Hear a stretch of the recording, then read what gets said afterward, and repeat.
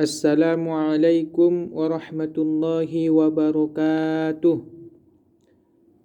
Saya Ahmad Dairobi Lubis dari Lokal VAIG semester 4 dengan NIM 2314010297. Di sini saya akan memenuhi tugas video dari mata kuliah Tafsir Tarbawi. Materinya menyampaikan ayat dari surah An-Nisa mulai dari ayat 97 sampai ayat ke-100, mulai dari pembacaan ayat, terjemahan, tafsir terkait ayat itu, dan relevansi pendidikan, terutama pendidikan agama Islam dari ayat-ayat tersebut. Baik, kita mulai ayat yang ke-97. A'udzu billahi minasy syaithanir rajim. Bismillahirrahmanirrahim. Innal ladzina tawaffahumul malaikatu zalimi anfusihim qalu fima kuntum qalu kunna mustad'afina fil ard qalu alam takun ardullahi wasi'atan fatuhajiru fiha faulaika ma'wahum jahannam wasa'at masira. Artinya, sesungguhnya orang-orang yang dicabut nyawanya oleh malaikat dalam keadaan menzolimi dirinya, mereka malaikat bertanya, "Bagaimana kamu ini?" Mereka menjawab, "Kami adalah orang-orang yang tertindas di bumi atau Makkah." Mereka malaikat bertanya, "Bukankah bumi Allah itu luas sehingga kamu dapat berhijrah di sana?" Maka tempat mereka itu neraka Jahannam, dan itu seburuk-buruk tempat kembali. Dan untuk tafsirnya, yaitu ada segolongan muslim yang tetap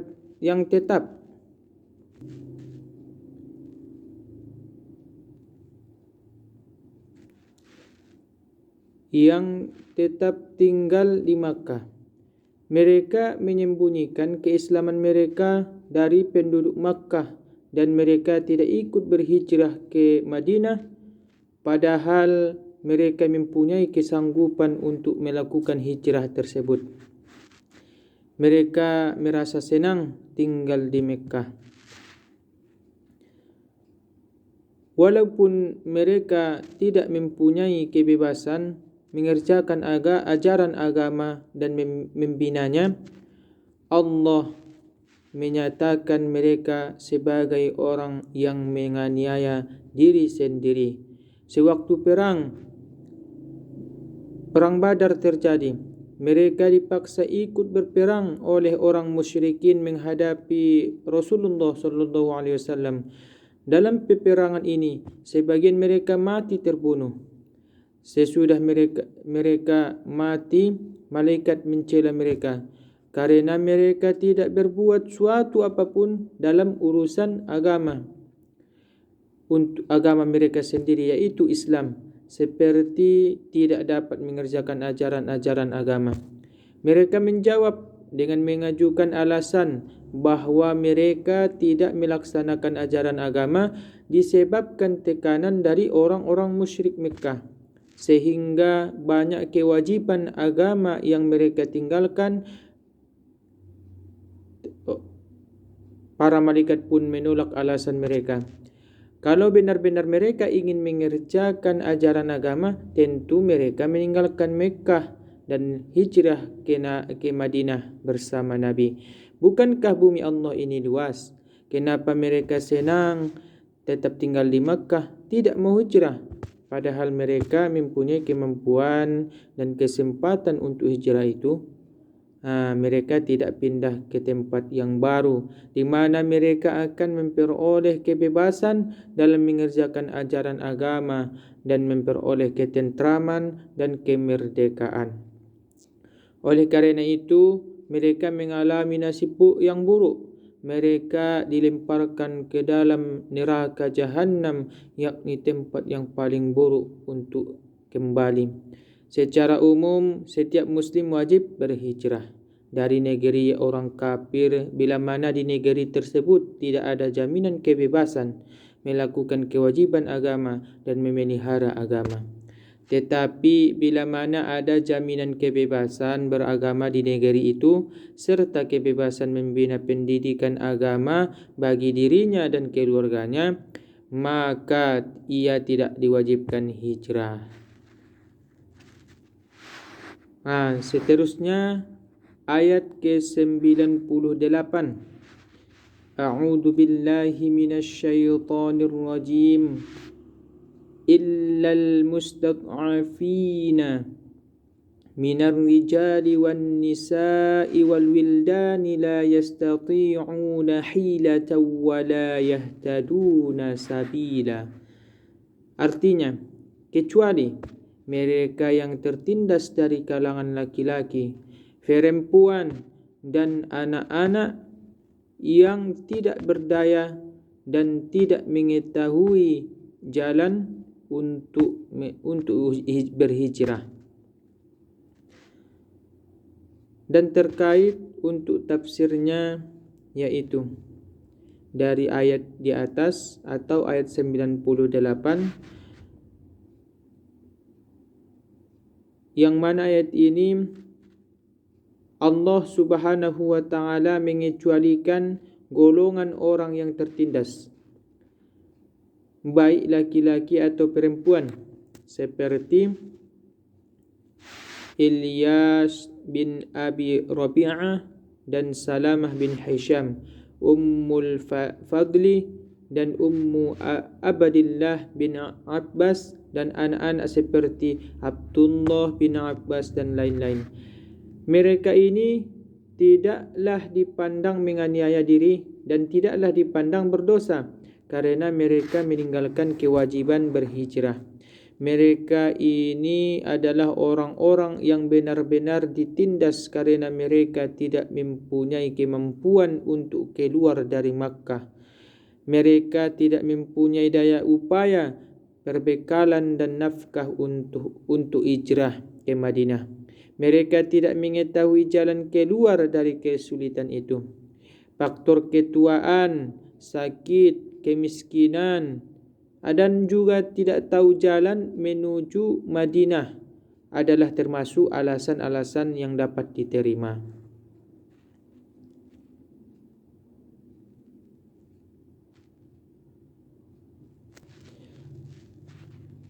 Dan untuk ayat selanjutnya, ayat ke-99, faulaika asallahu ayya'fuwa anhum wa kana Allahu afuwan ghafura. Artinya, mereka itu mudah-mudahan Allah memaafkannya. Allah Maha Pemaaf lagi Maha Pengampun. Dan untuk terkait tafsirnya, Allah akan memaafkan mereka karena mereka benar-benar tidak mampu menunaikan hijrah. Orang-orang yang dikatakan ayat sebelumnya, yaitu ayat 98. Tetapi bila mana kemampuan dan kesempatan itu sudah ada, segeralah berhijrah, karena hijrah dari bumi Mekkah yang musyrik itu suatu keharusan. Sesungguhnya Allah Maha Pemaaf terhadap segala macam dosa hambanya yang dilakukan karena keadaan terpaksa dan alasan-alasan yang benar. Allah juga tidak akan menjatuhkan hukuman kepada mereka. Allah Maha Pengampun terhadap kesalahan mereka dan tidak akan menampakkan kesalahan itu kelak di akhirat nantinya. Dan ayat yang terakhir, ayat ke-100 yang berbunyi, wa man yuhajir fi sabilillahi yajid fil ardi muragaman katsiran wa sa'ah wa man yakhruju min baitihi muhajiran ila Allahi wa rasulihi thumma yudrikuhul mautu faqad waqa'a ajruhu.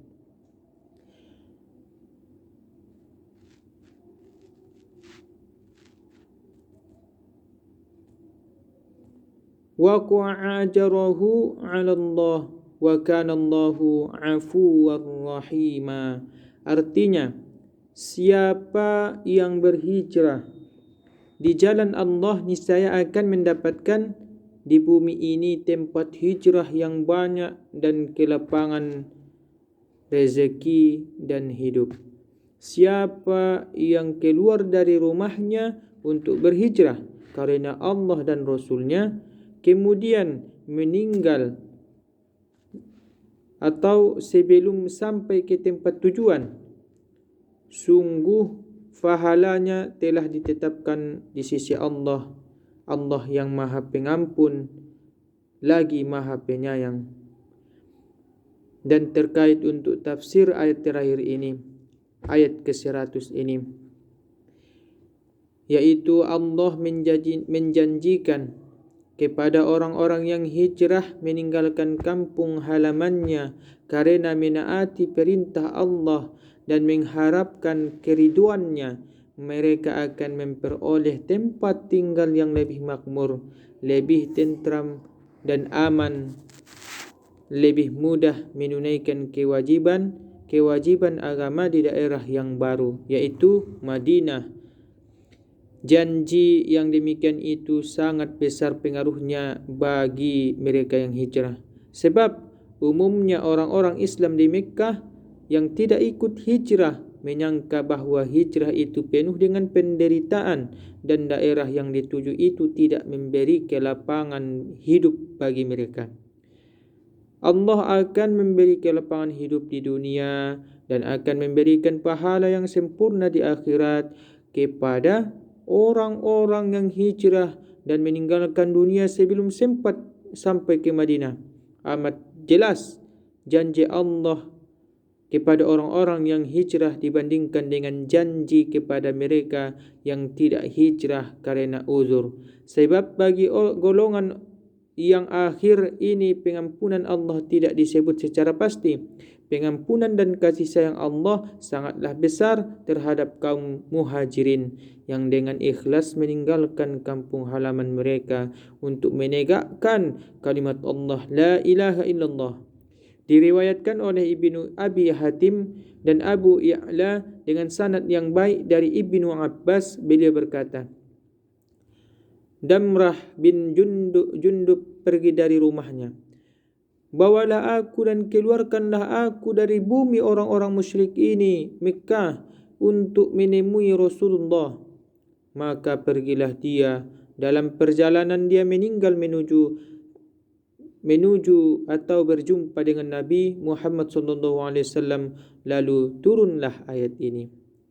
Sebab-sebab Islam mensyariatkan hijrah pada zaman permulaan. Pertama, untuk menghindari diri dari tekanan dan penindasan orang kafir Mekah terhadap muslimin sehingga mereka memiliki kebebasan dalam menjalankan perintah agama dan menegakkan syiarnya. Yang kedua, untuk menerima ajaran agama dari Muhammad SAW kemudian menyebarkannya ke seluruh dunia. Yang ketiga, untuk membina negara Islam yang kuat yang dapat menyebarkan Islam, menegakkan hukum-hukumnya, menjaga rakyat dari musuh dan melindungi dakwah Islamiah. Ketiga sebab inilah yang menjadikan hijrah dari Mekah menjadi salah satu kewajiban bagi umat Islam.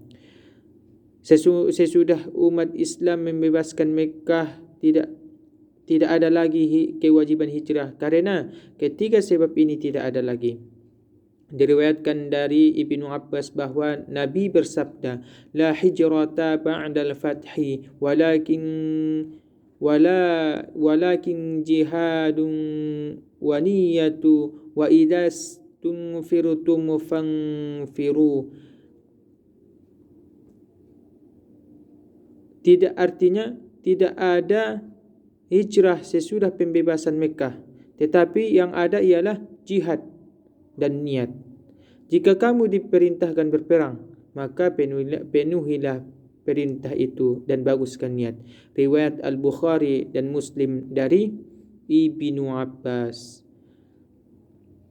Dan selesai sudahlah untuk terkait ayat, terjemah